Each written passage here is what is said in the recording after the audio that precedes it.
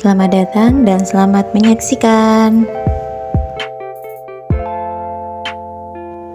Kali ini saya bersama kelompok saya akan membuat video tentang metabolisme zat gizi mikro.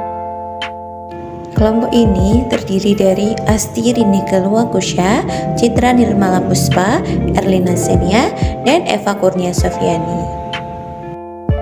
Dengan konten yang akan kita bahas yaitu 1. Apa itu zat gizi mikro? 2. Macam-macam zat gizi mikro. 3. Metabolisme zat gizi mikro. Dan 4. Defisiensi dan kelebihan zat gizi mikro. Apa itu zat gizi mikro? Nah, zat gizi mikro atau mikronutrien adalah zat gizi yang dibutuhkan oleh tubuh dalam jumlah sedikit, namun mempunyai peran yang sangat penting dalam pembentukan hormon, aktivitas enzim, serta mengatur fungsi sistem imun dan sistem reproduksi. Nah, jadi asalkan dalam jumlah kecil yaitu kurang dari 100 mg per hari, kita harus tetap memenuhi zat gizi mikro ini agar tubuh dapat berjalan dengan seimbang. Macam-macam zat gizi mikro. Nah, yang termasuk ke dalam zat gizi mikro adalah vitamin dan mineral. Vitamin sendiri adalah suatu senyawa organik yang terdapat di dalam makanan dalam jumlah yang sedikit. Namun, vitamin ini dibutuhkan dalam jumlah yang besar untuk fungsi metabolisme yang normal. Nah, vitamin sendiri dibedakan menjadi vitamin larut lemak dan vitamin larut air. Vitamin larut lemak terdiri dari vitamin A, vitamin D, vitamin E, dan vitamin K. Sedangkan vitamin larut air terdiri dari aneka vitamin B kompleks dan vitamin C. Nah, yang kedua adalah mineral. Mineral merupakan zat gizi mikro dalam tubuh yang bersama-sama dengan vitamin berfungsi dalam proses metabolisme zat gizi makro seperti karbohidrat, protein, dan lemak. Nah, berdasarkan kebutuhan dan ketersediaannya di dalam tubuh, mineral dikelompokkan menjadi mineral makro dan mineral mikro. Nah, sesuai yang tadi sudah kita bahas, vitamin larut lemak terdiri dari vitamin A, D, E, dan K, sedangkan vitamin larut air terdiri dari vitamin B1, B2, B3, B5, B6, B7, B9, dan B12, dan kemudian ada vitamin C. Vitamin A merupakan zat gizi yang penting atau esensial bagi manusia karena zat gizi ini tidak dapat disintesa oleh tubuh sehingga harus dipenuhi dari luar. Vitamin A ini penting untuk kesehatan mata dan mencegah kebutaan, dan yang lebih penting lagi, vitamin A meningkatkan daya tahan tubuh. Nah, seperti tadi yang sudah dikatakan di awal, vitamin A itu berfungsi untuk penglihatan, membantu diferensi sel, memelihara kesehatan jaringan epitel dan kulit, membantu sistem kekebalan tubuh atau sistem imun, dan juga membantu pertumbuhan. Nah, untuk sumber pangan dari vitamin A ini ada pangan hewani yang seperti hati, minyak, hati ikan, susu, dan produk susu yaitu mentega dan telur. Adapun pangan nabati yang menjadi sumber vitamin A itu seperti wortel, tomat, semangka, ubi jaral, serta sayuran daun berwarna hijau tua seperti bayam dan daun singkong. Ya, ini adalah sumber B-karotit sebagai provitamin A. Vitamin D. Vitamin D merupakan jenis sterol yang mengandung gugus alkohol dan bersifat larut lemak. Nah, sterol ini sangat stabil terhadap panas, oksidasi, dan tahan terhadap asam dan basa. Nah, vitamin D sangat peka terhadap cahaya dengan gelombang pendek seperti ultraviolet yang terdapat pada sinar matahari. Nah, melalui berbagai perubahan metabolik di dalam tubuh, vitamin D menghasilkan suatu hormon yang dikenal dengan nama kalsitriol yang mempunyai peranan sentral pada metabolisme kalsium dan fosfat. Vitamin D adalah nama genetik dari dua molekul yaitu ergokalsiferol yaitu vitamin D2 dan kolekalsiferol yaitu vitamin D3. Nah, untuk fungsi vitamin D ini erat kaitannya dengan mineralisasi tulang. Vitamin D, terutama bentuk aktif kalsitriol, akan meningkatkan penyerapan kalsium dan fosfor yang merupakan zat utama pada proses pengerasan tulang. Nah, untuk sumber vitamin D ini akan diperoleh dari pangan hewani, yaitu minyak, hati ikan, kuning telur, dan mentega. Adapun vitamin E pada pangan nabati itu adalah sangat rendah. Jadi vitamin D itu dapat ditemukan dari pangan hewani. Vitamin E terdapat dalam 4 bentuk, yaitu bentuk alfa tokoferol, beta tokoferol, gamma tokoferol, dan delta tokoferol. Nah, keaktifan keempat bentuk tokoferol tersebut berbeda-beda, di mana bentuk alfa memiliki tingkat keaktifan vitamin E paling tinggi. Vitamin E yang larut dalam lemak banyak terdapat dalam buah-buahan, susu, telur, sayur-sayuran, terutama pada biji-bijian. Nah, sekali diserap dalam tubuh, tempat penyimpanan utama vitamin E adalah di jaringan adiposa. Nah, untuk fungsi utama vitamin E adalah sebagai antioksidan dengan memberikan atom hidrogen kepada radikal bebas. Di samping itu, vitamin E diduga memiliki fungsi lain, tetapi masih perlu pembuktian lebih lanjut, seperti berperan dalam sintetis DNA, mencegah keguguran dan sterilisasi, serta mencegah gangguan menstruasi. Vitamin K. Vitamin yang tergolong ke dalam kelompok vitamin K adalah naftoquinone tersubstitusi polyilisubprenoid. Vitamin K terdapat di dalam alam dalam 2 bentuk. Keduanya terdiri atas cincin 2-metilnaftaquinone dengan rantai samping pada posisi 3. Nah, vitamin K itu besar perannya dalam proses pembekuan darah, sehingga dapat mencegah terjadinya pendarahan, terutama pada saat proses operasi. Nah, vitamin K ini juga merupakan kofaktor enzim karboksilase yang diperlukan dalam sintesis protombin. Nah, untuk sumber pangan dari vitamin K itu sendiri adalah ada hati, kuning, telur, dan sayuran hijau seperti bayam, kubis, dan bunga kol. Biji-bijian dan buah-buahan hanya sedikit mengandung vitamin K. Dalam proses metabolisme vitamin K, banyak terbuang dalam feses dan hanya sedikit yang dapat disimpan di dalam hati. Baik, saya Citrani Malapuspa. Di sini saya akan coba untuk memaparkan mengenai penjelasan mengenai vitamin. Nah, untuk yang pertama ini kita akan coba kupas terlebih dahulu mengenai vitamin B. Vitamin B ini juga banyak jenisnya, ada vitamin B1, 2, 3, 5, 7, dan 12. Untuk yang kali pertama, kita akan membahas untuk vitamin B1. Nah, vitamin B1 sendiri ini merupakan salah satu vitamin yang terlarut dalam air. Vitamin B1 ini nama lainnya juga bisa disebut dengan tiamina. Dan tiamina ini tuh terdiri atas cincin pirimidina dan cincin taziola yang mengandung sulfur dan nitrogen. Kemudian hal itu dihubungkan oleh jembatan metilen. Kemudian turunan fosfatnya itu ikut serta dalam banyak proses sel. Tiamida disintesis dalam bakteri, fungsi, dan tanaman. Kemudian dalam vitamin B1 ini berperan penting dalam hantaran saraf.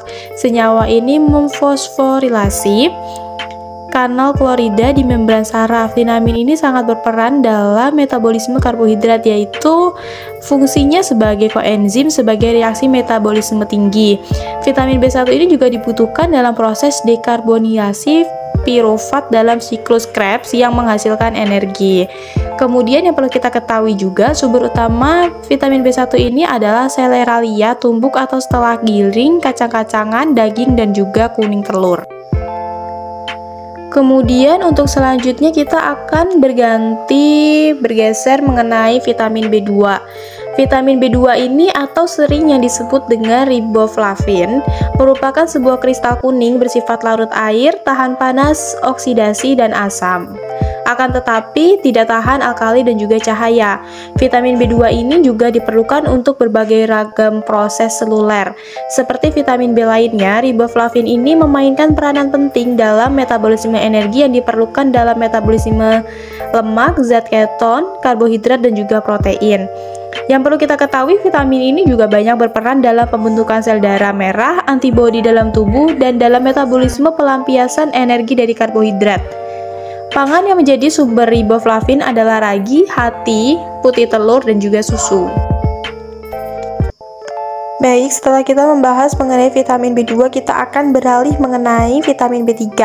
Seperti yang kita ketahui, untuk niacin ini sendiri ditemukan sebagai nutrien sewaktu penelitian tentang Pellagra yang dilakukan. Nah, kemudian niacin ini bukan merupakan salah satu vitamin sejati karena zat ini dapat disintesis dalam tubuh dari asam amino esensial triptofan. Kemudian dua senyawa asam niklotat dan niklotatima ini memiliki aktivitas biologis niacin. Niacin sendiri ini berfungsi sebagai koenzim dan nikotinamid. Kemudian koenzim ini berpengaruh dalam proses metabolik seluler. Dalam tubuh, niacin disintesis dari asam amino triptofan.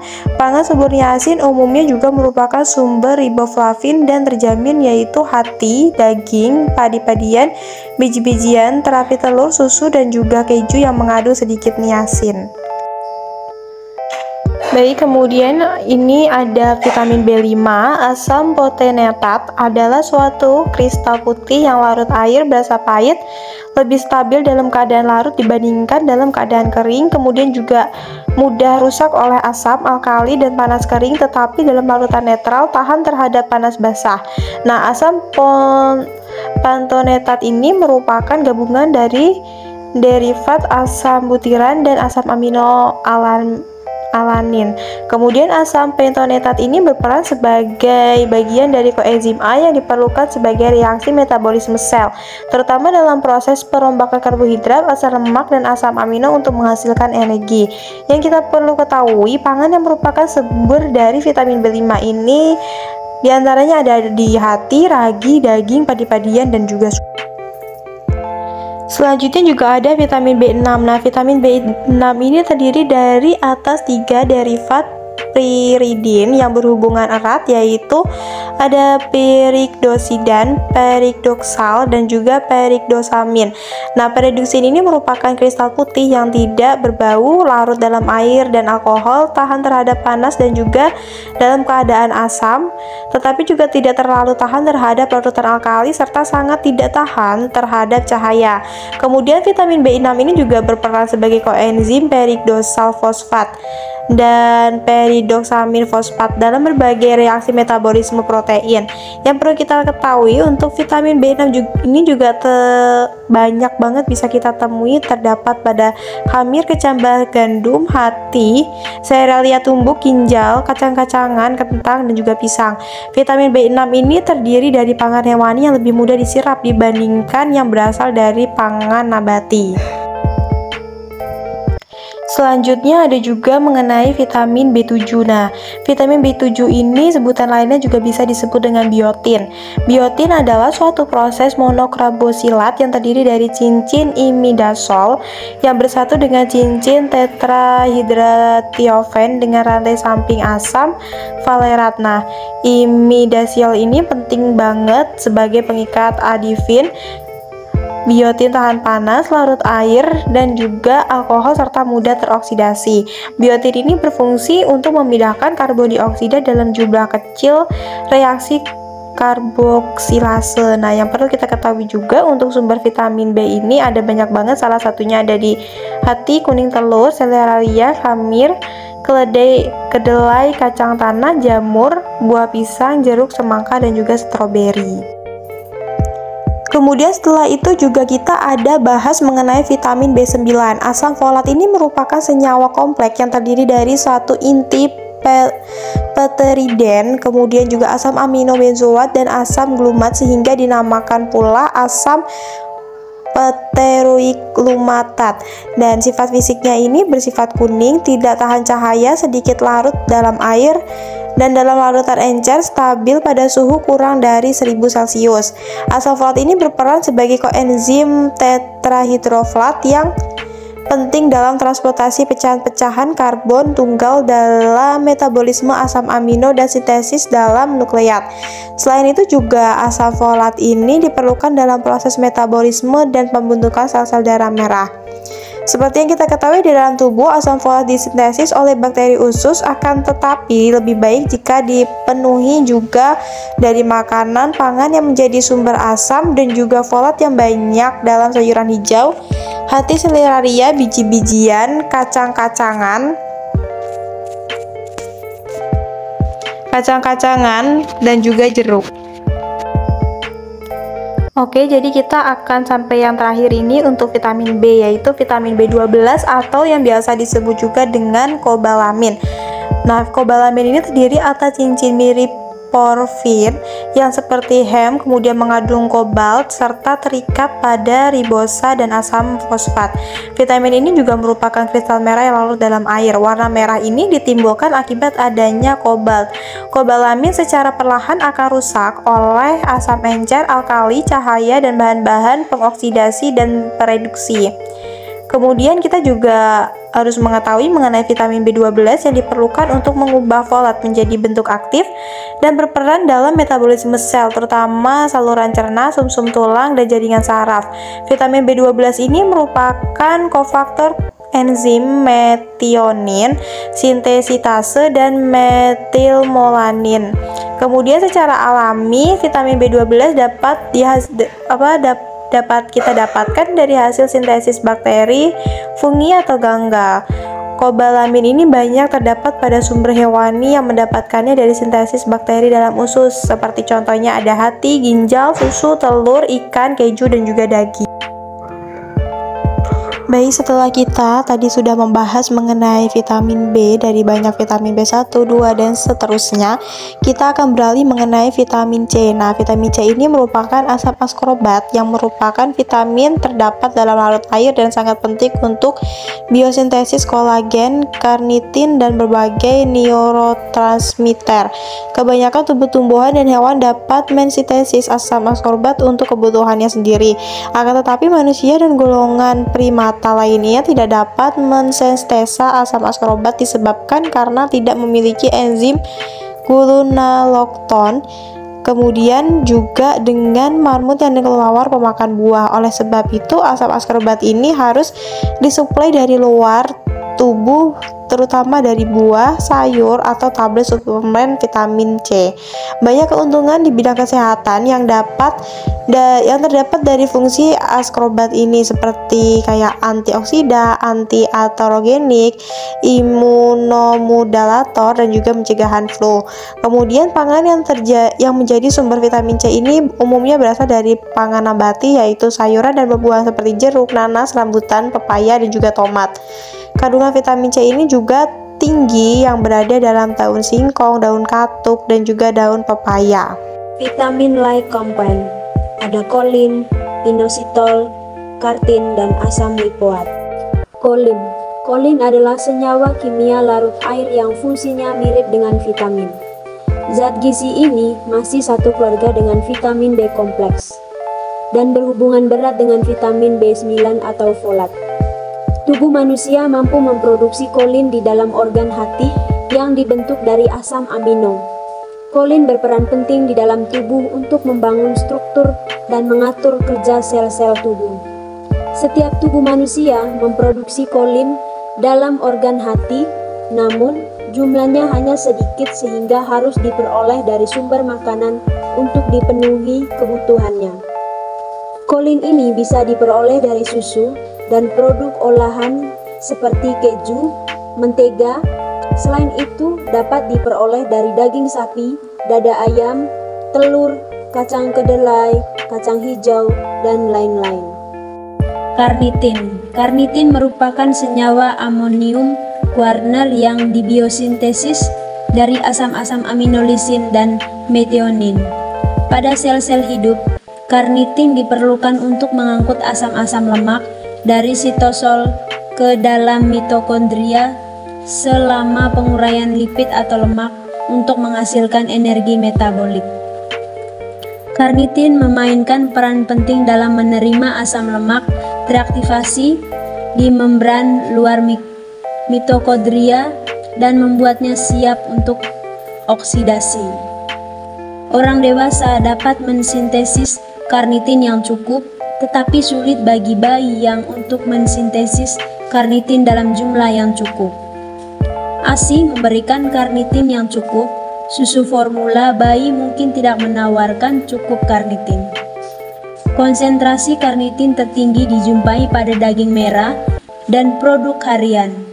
Sumber karnitin alami lainnya meliputi kacang-kacangan dan biji-bijian, sayuran misalnya asparagus, bir hijau, brokoli, kacang okra, dan daun peterseli. Buah-buahan juga mengandung karnitin seperti aprikot dan pisang. Inositol. Inositol merupakan bagian dari polihidroksilitid sikloalkana, secara umum dikenal sebagai siklitol. Mioinositol merupakan senyawa siklik yang memiliki 6 gugus hidroksil dengan struktur yang menyerupai glukosa. Inositol merupakan karbonhidrat walaupun bukan merupakan gula seutuhnya. Senyawa ini berperan dalam jalur persinyalan auksin, biosintetis asam fitat, biosintetis dinding sel, dan produksi molekul yang berkaitan dengan tingkat stres. Mioinositol terjadi pada makanan dalam 3 bentuk, yaitu mioinositol bebas, asam fitat, dan fosfolipid yang mengandung inositol sumber terkaya. Mioinositol adalah benih tanaman misalnya buah-buahan, sayuran, kacang-kacangan, biji-bijian, dan nuts. Bersumber dari hewan, yaitu otot, otak, eritosit, dan juga terdapat pada retina. Asam lipoat. Asam lipoat juga dikenal sebagai asam tioktik adalah metabolit normal yang pertama kali diisolasi dari hati sapi. Kemudian setelah terbukti berfungsi baik koenzim untuk enzim mitokondria dan sebagai antioksidan yang mampu melawan radikal bebas. Asam lipoat adalah suplemen antioksidan yang bisa digunakan untuk mengobati nyeri akibat neuropati diabetik dan dapat menurunkan kadar kolesterol jahat dan menurunkan berat badan pada penderita obesitas. Asam lipoat dapat kita temukan dalam bentuk suplemen. Selain dari suplemen, asam lipoat bisa didapatkan dari makanan seperti ragi, jeroan, wortel, tomat, bayam, brokoli, dan beet. Seperti yang sudah dikatakan di awal bahwa mineral ini dibagi menjadi 2 macam, yaitu mikromineral dan makromineral. Kali ini yang akan kita bahas dari mikromineralnya adalah zat besi, yodium, dan seng, dan makromineralnya adalah kalsium, fosfor, sulfur, magnesium. Nah, untuk catatan, mikromineral terdiri dari zat besi, yodium, seng, kobalt, mangan, tembaga, molybdenum, selenium, kromium, vanadium, fluorine, silikon, nikel, dan arsen, aluminium, timbal, rubidium. Sedangkan makromineral terdiri dari kalsium, natrium, kalium, fosfor, magnesium, klor, dan sulfur. Zat besi merupakan mineral mikro yang paling banyak menyusun tubuh, yaitu sekitar 2-4 gram. Zat besi dalam tubuh berada dalam beberapa bentuk, yaitu hemoglobin dalam sel darah merah 60-65%, mioglobin dalam otot 5-10%, enzim 2-5%, transferin dalam aliran darah 0,1%, serta dalam bentuk ferritin dan hemosiderin 20% dan 10% sebagai cadangan. Zat besi merupakan bahan pembentuk hemoglobin atau HB, yaitu protein yang bertugas mengangkut oksigen ke sel-sel tubuh. Selain itu, sebagai komponen penyusun mioglobin, zat besi membantu menjaga agar oksigen selalu tersedia untuk keperluan kontraksi otot.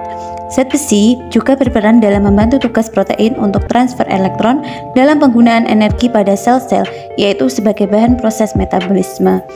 Di dalam makanan, zat besi dibedakan menjadi besi dalam bentuk hem dan besi non-hem. Besi hem terutama berasal dari hemoglobin dan mioglobin dan banyak ditemukan pada daging, ikan, dan unggas. Besi non-hem banyak terdapat pada tumbuhan seperti buah-buahan, sayuran, kacang-kacangan, dan biji-bijian. Serta pada pangan hewani seperti telur, susu, dan produk olahan susu seperti keju, yogurt, es krim, dan sebagainya. Yodium. Jumlah yodium dalam tubuh orang dewasa diperkirakan antara 9-10 mg. 2/3 dari jumlah tersebut terkumpul pada kelenjar tiroid. Dengan hormon-hormon tiroid, yodium berfungsi dalam mengatur suhu tubuh, lalu pelepasan E selama metabolisme basal, laju penggunaan oksigen oleh sel, pertumbuhan dan perkembangan sistem saraf, serta pertumbuhan linear. Nah, untuk sumber iodium saat ini terutama berasal dari garam beriodium, yaitu garam biasa yang telah difortifikasi oleh iodium. Kurang lebih setengah sendok teh atau 2 gram garam beriodium telah dapat memenuhi anjuran konsumsi iodium pada orang dewasa. Nah, di samping itu, iodium banyak terdapat pada pangan laut dan produk unggas. Seng. Pada umumnya, seng berada dalam bentuk ion Zn2+. Seng menyusun tubuh orang dewasa sekitar 1,5-2,5 gram dan ditemukan pada hampir semua organ dan jaringan tubuh, terutama otot, tulang, hati, ginjal, dan kulit. Seng merupakan bagian dari banyak jenis enzim, minimal 70 enzim, diantaranya karboksipeptidase, karbonik anhidrase. Seng juga berperan dalam fungsi imunitas, yaitu sebagai penyusun enzim superoksida dimustase. Seng besar perannya dalam fungsi kerja hormon insulin dalam pankreas, yaitu jika seng dalam darah rendah, maka respon insulin juga menjadi menurun. Hal ini akan menjadikan sistem metabolisme glukosa menjadi terganggu. Seng banyak ditemukan pada makanan sumber protein karena seng berikatan dengan asam amino, peptida, dan asam nukleat. Sumber utama yaitu daging, kerang, unggas, hati. Nah, untuk pangan nabati, seng banyak ditemukan pada kacang-kacangan dan produk biji-bijian kulit penuh. Yang berikut kalsium. Kalsium menyusun 1,5-2% berat badan orang dewasa dan merupakan mineral dengan kandungan tertinggi dalam tubuh. Hampir semua kalsium tubuh terdapat 99% pada jaringan keras seperti tulang dan gigi, dan hanya 1% kalsium ada pada jaringan lunak. Kalsium berfungsi dalam membentuk tulang dan gigi. Selain itu juga berperan dalam kontraksi otot dan pembekuan darah. Kalsium banyak terdapat pada susu dan produk susu seperti keju, es krim, yogurt, dan sebagainya. Ikan yang dimakan dengan tulang, misalnya ikan kering, juga merupakan sumber kalsium. Pada pangan nabati, kalsium banyak ditemukan pada serealia dan kacang-kacangan. Sayuran hijau juga banyak mengandung kalsium, tetapi bahan pangan ini tidak bisa diandalkan sebagai pangan sumber kalsium, karena pada sayuran hijau banyak terdapat sifat dan oksalat yang dapat menghambat penyerapan kalsium. Yang berikut fosfor. Fosfor merupakan mineral kedua terbanyak dalam tubuh setelah kalsium, yaitu menyusun 1% dari berat tubuh orang dewasa. Penyerapan fosfor terjadi pada usus halus sebagai ion bebas, dengan tingkat penyerapan lebih dari 70% dari fosfor yang dikonsumsi. Fosfor dan kalsium merupakan zat utama pembentuk tulang dan gigi. Klasifikasi tulang dan gigi diawali dengan mengendapkan fosfor pada matriks tulang. Selain pembentukan tulang dan gizi, fosfor juga berperan dalam pembentukan nukleoprotein yang merupakan penyusun nukleus dari sel dan berfungsi dalam proses pembelahan sel. Bahan makanan yang merupakan sumber fosfor umumnya adalah bahan makanan yang juga merupakan sumber protein, seperti daging ruminansia, ayam, ikan, telur, susu, dan hasil olahannya seperti yogurt, keju, mentega, dan lainnya. Dari pangan nabati, fosfor banyak ditemukan pada kacang-kacangan seperti kacang tanah, kacang kedelai, kacang mete, dan lainnya. Sulfur merupakan komponen semua jaringan tubuh, terutama jaringan yang tinggi protein seperti keratin kulit, otot, rambut, dan kuku. Di samping itu, sulfur juga merupakan unsur dari hormon insulin, vitamin B, biotin, saliva, empedu, dan heparin dalam darah. Dalam bentuk ikatan, sulfur merupakan penyusun asam-asam amino, metionin, sistein, dan sistin. Fungsi sulfur erat kaitannya dengan fungsi protein, yaitu karena sulfur merupakan penyusun asam amino esensial dan enzim. Di samping itu, karena merupakan penyusun insulin, sulfur berperan juga dalam mengatur gula darah, bersama-sama dengan kalsium dan fosfor. Sulfur juga merupakan bahan penyusun tulang dan gigi. Pada umumnya, Pangan sumber sulfur juga merupakan pangan sumber fosfor dan banyak terdapat pada pangan sumber protein seperti kecamba, gandum, dan kacang-kacangan, daging, jeroan, ayam, ikan, telur, serta susu dan produk susu. Yang berikut magnesium. Magnesium merupakan penyusun utama klorofil daun di dalam tubuh.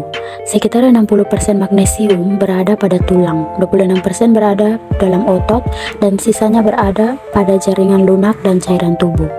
Dalam cairan intraseluler, magnesium merupakan kation terbanyak kedua setelah kalium. Magnesium berperan dalam proses aktivasi enzim-enzim tubuh dalam reaksi metabolisme karbohidrat, protein, dan lemak menjadi energi. Magnesium berperan juga dalam menahan kalsium dalam email gigi sehingga kebutuhan kalsium gigi tetap terjaga. Sumber utama magnesium adalah sayuran hijau, serealia, biji-bijian, dan kacang-kacangan serta daging, susu, dan hasil olahannya. Metabolisme zat gizi mikro. Nah, yang pertama ada metabolisme vitamin A. Vitamin A dan beta karoten diserap dari usus halus dan sebagian besar disimpan di dalam hati.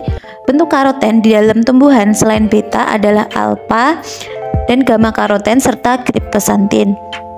Setelah dilepaskan dari bahan pangan dalam proses pencernaan, senyawa tersebut diserap oleh usus halus dengan bantuan asam empedu atau pembentukan misel. Vitamin A dan karoten diserap oleh usus dari misel secara difusi pasif, kemudian digabungkan dengan kilomikron dan diserap melalui saluran limfatik. Kemudian bergabung dengan saluran darah dan ditransportasikan ke hati. Di hati, vitamin A digabungkan dengan asam palmitat dan disimpan dalam bentuk retinil palmitat. Bila diperlukan oleh sel-sel tubuh, retinil palmitat diikat oleh protein pengikat retinol atau PPR atau retinol binding protein RBP yang disintetis dalam hati. Nah, untuk selanjutnya ditransfer ke protein lain yaitu transdiretin untuk diangkut ke sel-sel jaringan. Vitamin A yang tidak digunakan oleh sel-sel tubuh diikat oleh protein pengikat retinol seluler atau selular retinol binding protein. Sebagian diangkut ke hati dan bergabung dengan asam empedu yang selanjutnya diekskresikan ke usus halus, kemudian dikeluarkan dari tubuh melalui feses. Sebagian lagi diangkut ke ginjal dan diekskresikan melalui urin dalam bentuk asam retinoat. Metabolisme vitamin D. Vitamin D3 atau kolekalsiferol dibentuk di dalam kulit oleh sinar ultraviolet dari 7-dehidrokolesterol. Sinar matahari juga dapat mengubah provitamin D3 menjadi bahan yang tidak aktif. Banyaknya provitamin D dan bahan tidak aktif yang dibentuk bergantung pada intensitas radiasi ultraviolet. Faktor lain yang berpengaruh terhadap pembentukan provitamin D adalah pigmentasi, penggunaan alas penahan matahari, dan lama waktu penyingkapan terhadap matahari. Vitamin D3 di dalam hati diubah menjadi lemak aktif 25-hidroksikolekalsiferol yang 5 kali lebih aktif daripada vitamin D3. Bentuk 25-OHD3 adalah bentuk vitamin D yang paling banyak di dalam darah dan banyaknya bergantung pada konsumsi dan penyingkapan tubuh terhadap matahari. Bentuk paling aktif adalah kalsitriol atau 1,25 dihidroksikolekalsiferol yang 10 kali lebih aktif dari vitamin D. Bentuk ini dibuat oleh ginjal. Kalsitriol pada usus halus meningkatkan absorpsi kalsium dan fosfor pada tulang, meningkatkan mobilisasinya. Sintetis kalsitriol diatur oleh taraf kalsium dan fosfor dalam serum. Hormon paratiroid (PTH) yang dikeluarkan bila kalsium dalam serum darah rendah tampaknya merupakan perantara yang merangsang produksi 1,25 dihidroksikolekalsiferol oleh ginjal. Metabolisme vitamin E. Komponen vitamin E dalam diet yang memiliki aktivitas antioksidan antara lain alfa, beta, dan gamma tokoferol dan tokotrienol.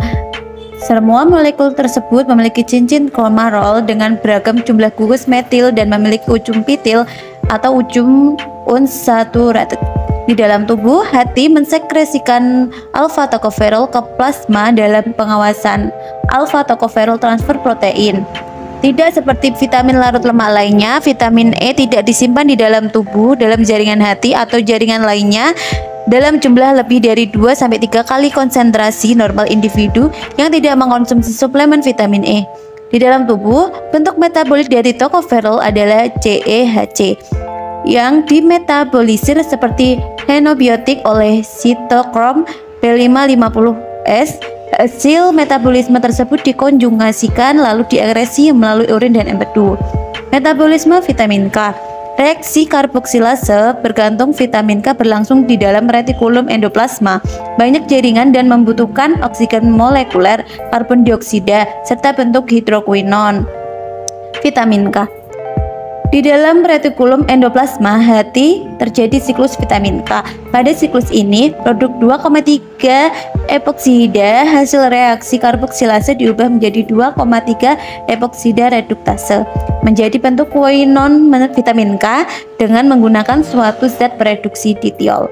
Nah, reaksi ini sensitif terhadap inhibisi oleh antikoagulan tipe 4. Hidroksidikoumarin seperti warfarin, reduksi bentuk quinon menjadi hidroquinon oleh NADH yang terjadi sesudahnya atau melengkapi siklus vitamin K untuk menghasilkan kembali bentuk aktif vitamin tersebut.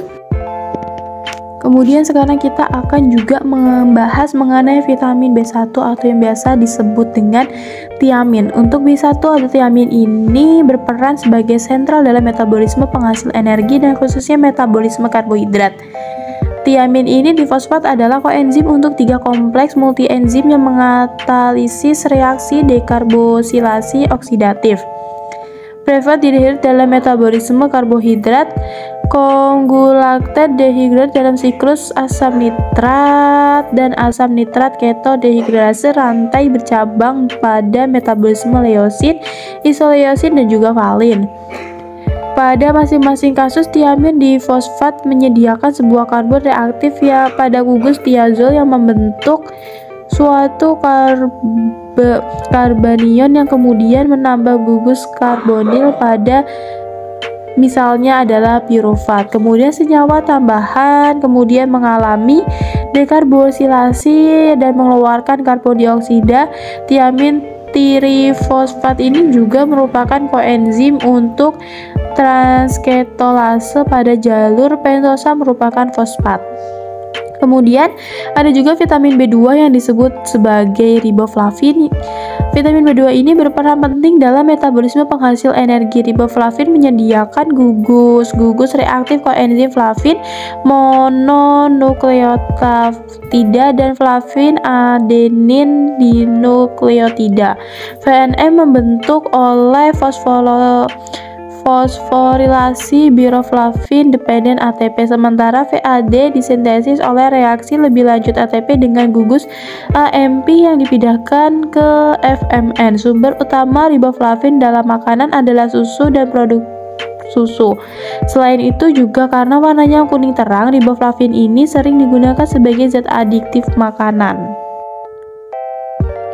Baik, untuk kali ini kita akan membahas mengenai vitamin. Yang pertama ada vitamin B3 atau yang disebut dengan nikotinat. Nah, vitamin B3 atau yang disebut nikotinat ini merupakan bentuk niacin yang diperlukan bagi sintesis NAD positif dan NADP positif oleh enzim yang terdapat di dalam sitosol sebagian besar sel. Oleh karena itu, setiap nikotinamida di dalam makanan pertama-tama harus mengalami deamidasi menjadi nikotinat. Di dalam sitosol, nikotinat ini diubah menjadi senyawa desamido NAD positif melalui reaksi yang semula berangsur dengan fosfolofil pirofosfat dan kemudian melalui adenilansi dengan ATP. Gugus amido pada glutamin kemudian turut membentuk koenzim NAD positif. Koenzim ini bisa mengalami fosforilasi lebih lanjut mengenai NADP positif.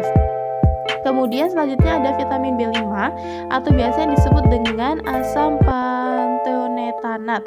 Nah, vitamin B5 ini dapat dengan mudah diabsorpsi di dalam usus dan selanjutnya mengalami fosforilasi oleh ATP membentuk senyawa fosfopantonetanat. Penambahan sistem dan pengeluaran gugus karbon lainnya mengakibatkan adisi netotiotanolamine sehingga menghasilkan 4-fosfopanteniten gugus fosfor pada KOA dan protein pembawa asil. Seperti halnya koenzim aktif banyak mengalami larut air lain kalau mengandung nukleat adenin. Dan dengan demikian fosfopatenin ini akan mengalami adenilisasi oleh ATP membentuk fosforasi akhir menjadi dengan ATP yang mengadisikan fosfat ke gugus 3 hidroksil meiosis ribosis menghasilkan KO atau murai. Baik, kemudian dalam slide ini kita akan membahas mengenai vitamin B6 dan B7. Untuk vitamin B6 sendiri yang kita ketahui adalah vitamin yang penting dalam metabolisme asam amino dan glikogen, juga dalam kerja hormon steroid. Terdapat enzim senyawa yang memiliki aktivitas vitamin B, peridoksin, peridoksal, dan juga peridoksamin serta turunannya 5-fosfatnya itu. Kemudian koenzim aktif adalah peridoksal fosfat, sekitar 80% vitamin B6 total dalam tubuh adalah peridoksal fosfat di otot, sebagian besar berkaitan dengan glukogin fosforilase. Bentuk ini tidak dapat digunakan pada keadaan defisiensi, tetapi dibebaskan jika terjadi kelaparan saat cadangan glikogen terkuras, dan kemudian dapat digunakan terutama di hati dan ginjal untuk memenuhi peningkatan kebutuhan gluconeogenesis dari asam amino. Kemudian ada juga vitamin B7 atau biotin. Biotin ini merupakan suatu koenzim dari enzim karboksilase. Biotin ini berfungsi memindahkan karbon dioksida dalam jumlah kecil. Reaksi karboksilase kemudian holokarboksilase ini sintesis mengkatalisis pemindahan biotin menjadi residu lisin dari apoenzim untuk membentuk residu biositin dari holoenzim. Zat antara reaktif adalah amin 1N menkarbosin biotin yang dibentuk dari bikarbonat dalam sebuah reaksi dependen ATP. Kelompok karboksi kemudian diubah menjadi substrat untuk karboksilasi biotin yang memiliki peranan dalam mengatur siklus sel yang bekerja dengan melalui biotinilasi pada inti protein utama. Kemudian selanjutnya ada vitamin B9 atau biasa yang disebut dengan asam folat. Nah, asam folat ini diabsorpsi dari duodenum dan jejunum bagian atas, terikat lemah pada protein plasma. Kemudian dalam keadaan normal 5-20 mg asam folat disimpan di dalam hati dan jaringan-jaringan lainnya. Asam folat ini diekskresikan ke dalam urin dan feses sehingga kadar serum turun dalam beberapa hari bila asupan berkurang. Dalam hal ini inhibitor metabolisme asam folat digunakan sebagai obat antibakteri, anti malaria, dan kemoterapi kanker. Metilasi deoksiyuridin monofosfat menjadi tinamidin monosfosfat yang dikatalisis oleh timilidasi sintesis. Nah, kemudian esensial untuk membentuk DNA, fragmen 1 karbon metinel tetrafosfat direduksi menjadi gugus metal disertai pembebasan dihidrofosfat oleh dehidrosfolat reduktasi timidilat. Kemudian selanjutnya ada juga mengenai vitamin B12. Yang perlu kita ketahui, penyerapan vitamin 12 ini memerlukan 2 protein pengikat. Vitamin B12 diserap dalam keadaan terikat pada faktor intrinsik, suatu glikoprotein kecil yang disekresi oleh sel parental mukosa lambung. Asam lambung dan pepsin membebaskan vitamin dari ikatan dengan protein dalam makanan dan menyebabkan vitamin dalam keadaan berkaitan dengan kobalofilifin, suatu protein pengikat yang disekresikan di air liur di duodenum. Kolabofilin mengalami hidrolisis sehingga vitamin dibebaskan untuk berikat dengan faktor intrinsik. Oleh karena itu, influensi pankreas dapat menjadi faktor dalam timbulnya disefisiensi vitamin B12 yang menyebabkan ekskresi vitamin B12 yang terikat pada kobalofin. Faktor intrinsik hanya terikat pada vitamin B12 diserap dari sepertiga disental ileum melalui reseptor yang mengikat kompleks faktor intrinsik atau vitamin dalam pembentukan bebas. Kemudian ada juga mengenai vitamin C. Seperti yang kita ketahui, vitamin C ini mudah diabsorpsi secara aktif dan mungkin pula secara difusi pada bagian atas usus halus, lalu masuk ke peredaran darah melalui vena porta. Rata-rata absorpsi adalah 90% untuk mengkonsumsi antara 20-120 mg per hari. Konsumsi tinggi sampai 12 gram hanya diabsorpsi sebanyak 16%. Vitamin C ini kemudian dibawa ke semua jaringan. Konsentrasi tertinggi adalah di dalam jaringan adrenal, dibawa ke semua jaringan. Kemudian konsentrasi tertinggi adalah di dalam jaringan adrenal, pituitari, dan retina. Kemudian vitamin C ini diekskresikan terutama melalui urin, sebagian kecil di dalam tinja, dan sebagian kecil diekskresi melalui kulit tubuh. Dapat menyimpan sehingga 1500 mg vitamin C bila konsumsi setiap harinya mencapai 100 mg. Status vitamin C di dalam tubuh ditetapkan melalui tanda-tanda klinik dan pengukuran kadar vitamin C di dalam darah. Tanda-tanda klinik antara lain yaitu pendarahan gusi, pendarahan kapiler di bawah kulit. Tanda-tanda dini kekurangan vitamin C dapat dilakukan apabila kadar vitamin C darah di bawah 0,20 mg per dl. Fosfatidilkolin terdegradasi menjadi kolin, dan kemudian sisa fosfatidil digunakan untuk hal yang lain. Jadi kolin sekitar 3% dari ini dikeluarkan. Tubuh akan berpegang pada kolin karena melihat kolin sebagai hal yang berharga, sehingga kolin akan dimetabolisme menjadi molekul yang disebut betain aldehida atau glisin beta aldehida, hanya karena merupakan dari glisin, tetapi ini dikatalisis oleh enzim kolin oksidasi dan mengubah gugus alkohol ini menjadi aldehida. Jadi hanya mengambil satu tingkat oksidasi dan kemudian betain aldehida dapat diubah menjadi betain oleh enzim betain aldehida.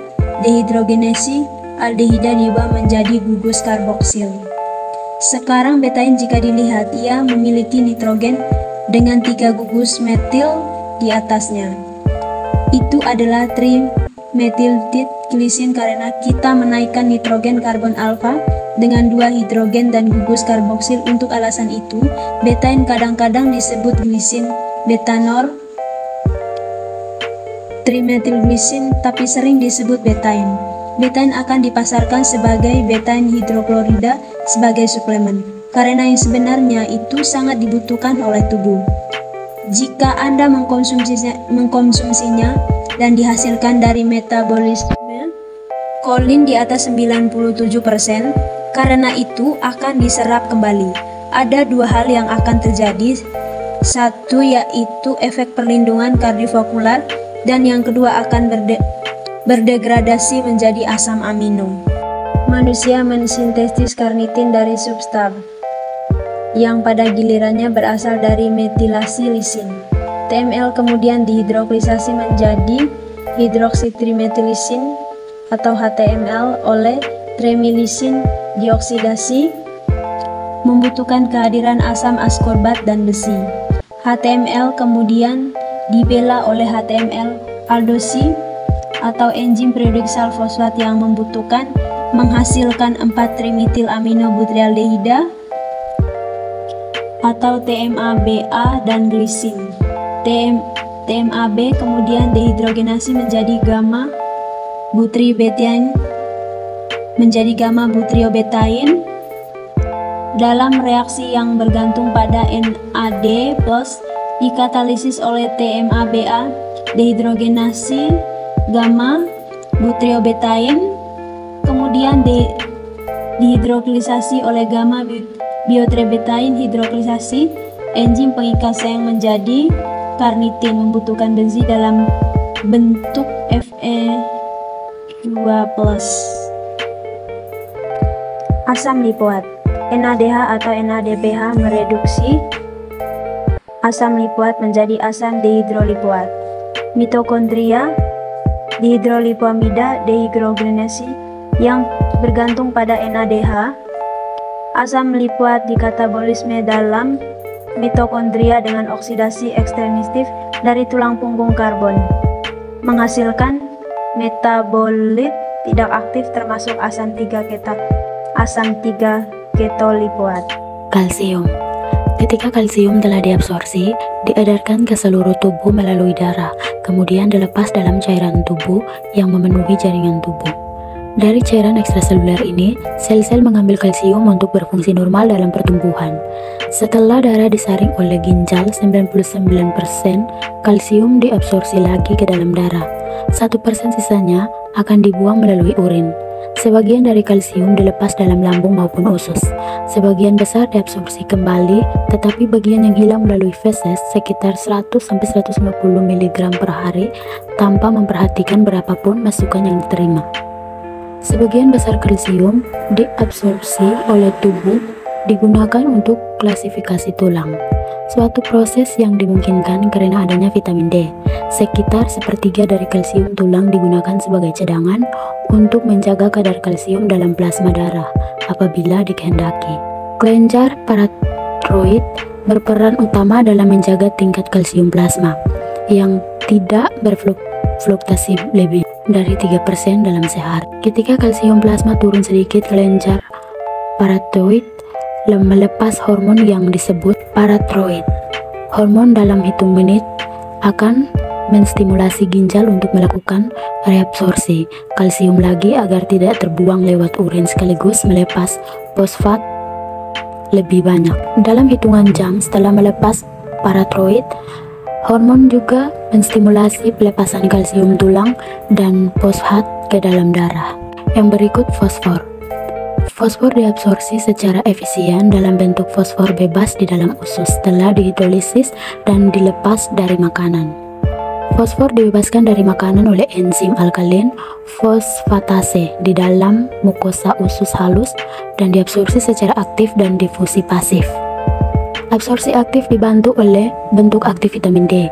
Sebagian besar fosfor di dalam darah terutama terdapat sebagai fosfat anorganik atau fosfolipida. Kadar fosfor di dalam darah diatur oleh hormon paratiroid dan hormon kalsitonin. Kedua hormon tersebut berinteraksi dengan vitamin D untuk mengatur jumlah fosfor yang diserap, jumlah yang ditahan oleh ginjal, dan jumlah yang dibebaskan serta disimpan di dalam tulang. PTH menurunkan reabsorpsi fosfor oleh ginjal. Kalsitonin meningkatkan ekskresi fosfat oleh ginjal. Sulfur diabsorpsi sebagai bagian dari asam amino atau sebagai sulfat anorganik. Selain sebagai bagian dari asam amino, metiomin, cysteine, sulfur juga merupakan bagian dari enzim glutathione serta berbagai koenzim dan vitamin, termasuk koenzim vitamin A. Dalam bentuk teroksidasi, sulfur dihubungkan dengan mukopolisakarida yang berperan dalam melarutkan sisa metabolisme sehingga bisa dikeluarkan melalui urin. Sulfur sebagian besar diekskresi melalui urin sebagai ion bebas. Sulfur juga merupakan salah satu elektrolit intraseluler yang terdapat di dalam plasma dalam konsentrasi rendah. Yang berikut magnesium. Di dalam darah, sebagian besar magnesium terdapat dalam bentuk ion bebas atau dalam bentuk molekul kompleks hingga molekul kecil. Keseimbangan magnesium di dalam tubuh terjadi melalui penyesuaian ekskresi magnesium melalui urin. Magnesium merupakan aktivator enzim peptidase dan enzim lain yang kerjanya memecah dan memindahkan gugus fosfat. Magnesium diserap di luar usus kecil dan diduga hanya sepertiga dari yang tercerna akan diserap. Yang berikut yodium. Sebagian besar yodium diserap melalui usus kecil, tetapi beberapa di antaranya langsung masuk ke dalam saluran darah melalui dinding lambung. Ternyata penyerapan iodium berlangsung sangat cepat, yaitu dalam waktu 3-6 menit setelah makanan dicerna dalam mulut. Sebagian besar iodium yang dicerna masuk ke dalam kelenjar tiroid, yang kadarnya sekitar 25 kali lebih tinggi dari iodium yang ada dalam darah. Membran tiroid mempunyai kapasitas spesifik untuk memindahkan iodin ke bagian belakang kelenjar. Dalam kelenjar tiroid, iodium bergabung dengan molekul tiroksin membentuk toksin dan tridotironin. Hormon tersebut dikeluarkan ke saluran darah menurut kebutuhan dan permintaan tubuh. Pembuangan iodium sebagian besar dilakukan melalui ginjal. Dalam jumlah yang lebih kecil, dikeluarkan juga melalui usus dan keringat, yang dikeluarkan bersama fases, biasanya iodium yang tidak dapat diserap atau yang berasal dari empedu. Oke, sekarang ada metabolisme zat besi. Besi diserap dari usus, disimpan sebagai ferritin dalam epitel usus atau diangkut dalam plasma sebagai transferin. Progenitor eritroid memperoleh besi dari sintetis hemoglobin, disimpan dalam makrofag di sumsum tulang, limfa, dan hati. Sisa besi yang tidak digunakan disimpan dalam stroma sumsum tulang sebagai ferritin. Fe yang terikat pada beta globulin selain berasal dari mukosa usus juga berasal dari limfa. Nah, tempat eritrosit yang sudah tua masuk ke dalam jaringan limfa untuk kemudian terikat pada beta globulin atau menjadi transferin. Nah, dan kemudian ikut aliran darah ke sumsum tulang untuk digunakan erythroblast membentuk hemoglobin. Besi simpanan ini dapat dilepaskan dari makrofag pada saat dibutuhkan. Nah, yang kedua ada metabolisme seng. Nah, di dalam pankreas, seng digunakan untuk membuat enzim pencernaan yang pada waktu makan dikeluarkan ke dalam saluran cerna. Nah, dengan demikian, saluran cerna menerima seng dari dua sumber, yaitu dari makanan dan dari cairan pencernaan yang kembali ke pankreas, dinamakan sirkulasi enteropankreatik. Bila dikonsumsi seng tinggi di dalam dinding saluran cerna, sebagian diubah menjadi metalothionin sebagai simpanan, sehingga absorpsi berkurang. Seperti halnya dengan Fe, bentuk simpanan ini akan dibuang bersama sel-sel dinding usus halus yang umurnya adalah 2-5 hari. Metalothionin di dalam hati mengikat seng hingga dibutuhkan oleh tubuh. Metalothionin diduga mempunyai peranan dalam mengatur kandungan seng di dalam cairan intraseluler. Defisiensi dan toksisitas. Nah, yang pertama ada vitamin A.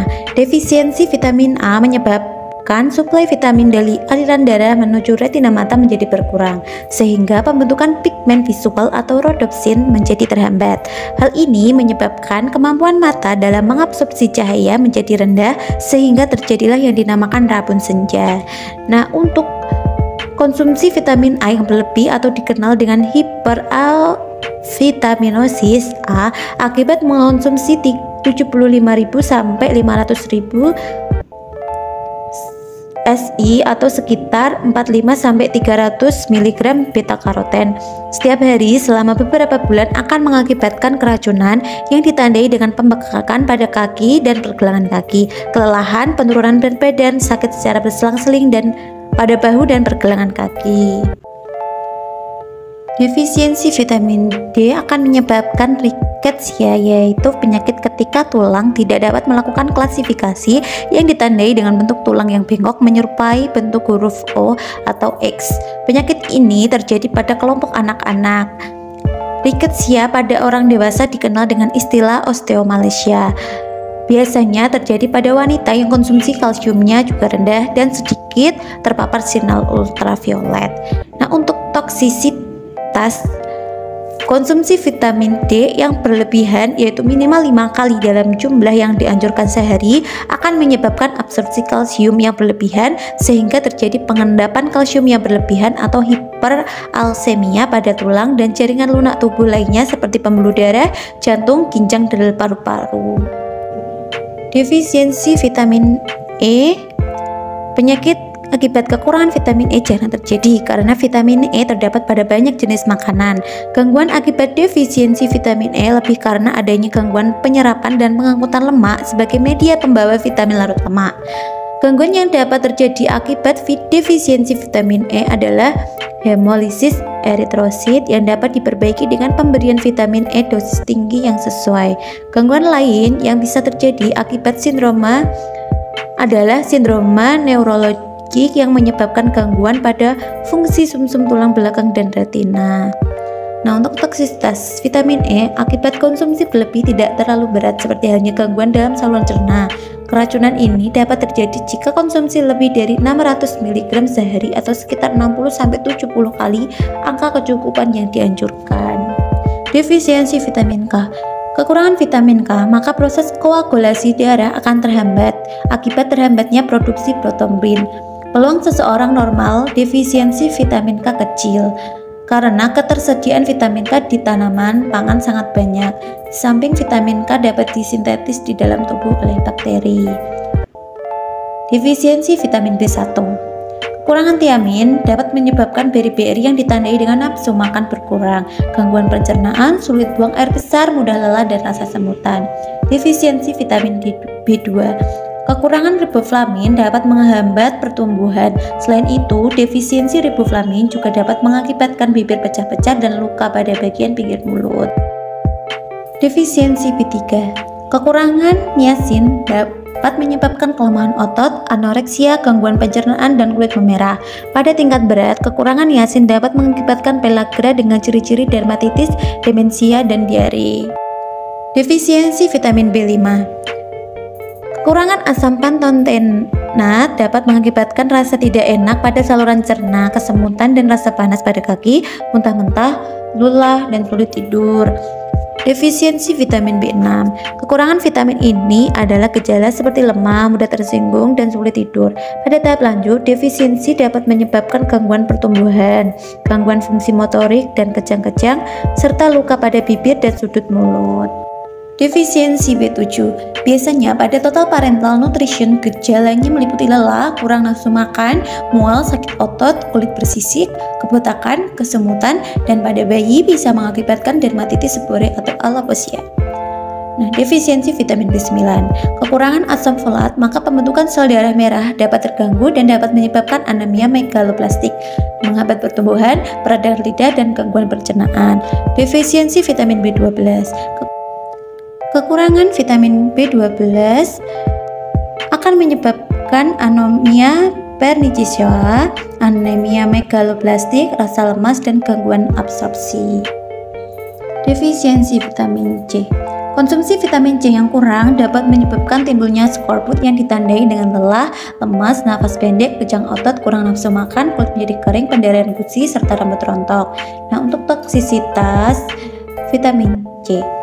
Kelebihan vitamin C sampai batas tertentu tidak menimbulkan gejala, tetapi konsumsi suplemen vitamin C setiap hari dapat menimbulkan hiperoksaluria dan beresiko terhadap batu ginjal. Defisiensi kolin. Jika manusia yang awalnya sehat lalu kekurangan kolin selama 3 minggu, maka akan terjadi perubahan biokimia secara konsisten di dalam tubuh akibat dari kekurangan kolin. Kekurangan kolin juga dapat menimbulkan berkurangnya kolin plasma dan konsentrasi fosfatidilkolin serta berkurangnya konsentrasi fosfatidilkolin pada membran eritrosit serta kerusakan hepatosit. Defisiensi karnitin. Kekurangan karnitin jarang terjadi pada orang sehat tanpa gangguan metabolisme, menunjukkan bahwa kebanyakan orang memiliki kadar karnitin yang normal dan memadai. Secara normal dihasilkan melalui metabolisme asam lemak. Bayi, terutama bayi prematur, memiliki simpanan karnitin yang rendah, memerlukan penggunaan formula bayi yang diperkaya karnitin sebagai pengganti ASI. Defisiensi inositol. Kekurangan inositol dapat menyebabkan gangguan pertumbuhan, pembengkakan tubuh, dan kerontokan rambut. Defisiensi asam lipoat. Tidak ada, karena asam lipoat digunakan untuk antioksidan. Sekarang kita ada pada tahap mineral. Defisiensi kalsium. Kekurangan kalsium pada masa pertumbuhan akan menyebabkan gangguan dalam pertumbuhan seperti tulang kurang kuat, mudah bengkok, dan rapuh. Kekurangan kalsium dapat juga menyebabkan osteomalacia yang pada anak-anak dinamakan rickettsia. Toksisitas. Konsumsi kalsium yang berlebih akan menyebabkan gangguan fungsi ginjal dalam mengatur metabolisme kalsium sehingga bisa terbentuk batu ginjal. Di samping itu, kelebihan konsumsi kalsium juga bisa menimbulkan konstipasi atau sulit buang air besar. Defisiensi fosfor. Fosfor banyak terdapat di dalam makanan, jarang terjadi kekurangan. Kekurangan fosfor bisa terjadi bila menggunakan obat antasid untuk menetralkan asam lambung. Kekurangan fosfor menyebabkan kerusakan tulang. Gejalanya adalah rasa lelah, kurang nafsu makan, dan kerusakan tulang. Defisiensi sulfur. Kecukupan sehari sulfur tidak ditetapkan dan hingga sekarang belum diketahui adanya kekurangan sulfur. Kita tidak akan kekurangan sulfur bila makanan cukup mengandung protein. Defisiensi magnesium. Defisiensi magnesium dapat mempengaruhi semua jaringan tubuh, terutama jantung, saraf, dan ginjal. Gejala-gejalanya yaitu kehilangan nafsu makan, gagal pertumbuhan, kejang otot, depresi, hipertensi, lemah otot, cemas, pusing-pusing, kurang koordinasi. Di samping itu, defisiensi magnesium dapat menyebabkan rambut rontok, gusi bengkak, serta gangguan saluran arteri yang menyerupai arteriosklerosis. Defisiensi zat besi. Defisiensi besi akan menyebabkan anemia, yaitu pengikisan simpanan zat besi tubuh akibat kadar hemoglobin yang juga menurun. Dalam kondisi defisiensi zat besi, produktivitas kerja dan berpikir menurun akibat dari proses metabolisme energi yang memerlukan zat besi menjadi terhambat. Toksisitas zat besi bisa berada dalam 3 bentuk, yaitu hemochromatosis, hemosiderosis, dan keracunan zat besi. Hemochromatosis merupakan cacat bawaan dalam metabolisme zat besi sehingga terbentuk endapan pigmen mengandung zat besi di dalam jaringan yang mengakibatkan jaringan menjadi rusak. Hemosiderosis terjadi akibat konsumsi zat besi yang berlebihan atau akibat transfusi darah yang berulang-ulang sehingga membentuk endapan protein zat besi yang susah dimetabolisme.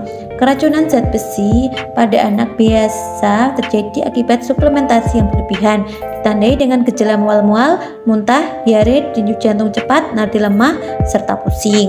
Defisiensi yodium dapat mengakibatkan gondok, yaitu pembesaran kelenjar tiroid. Hal ini akan mengakibatkan stimulasi TSH menjadi berlebihan karena tidak direspon oleh kelenjar tiroid akibat defisiensi iodium. Gondok juga bisa terjadi akibat konsumsi zat goitrogen yang berlebihan seperti kubis, brokoli, toge, singkong. Pada tahap lanjut, defisiensi iodium dapat mengakibatkan kretinisme, yaitu hambatan pembentukan fisik dan mental, serta gangguan pendengaran dan bisu. Defisiensi zinc. Jika tubuh mengalami defisiensi zinc, maka pertumbuhan akan menjadi terhambat. Sintetis kolagen menjadi abnormal, sehingga menyebabkan kulit menjadi kering dan luka menjadi sulit sembuh. Selain itu, kekurangan zinc dapat menghambat kematangan seks pada pria. Sintetis dan pengeluaran testosteron menjadi rendah.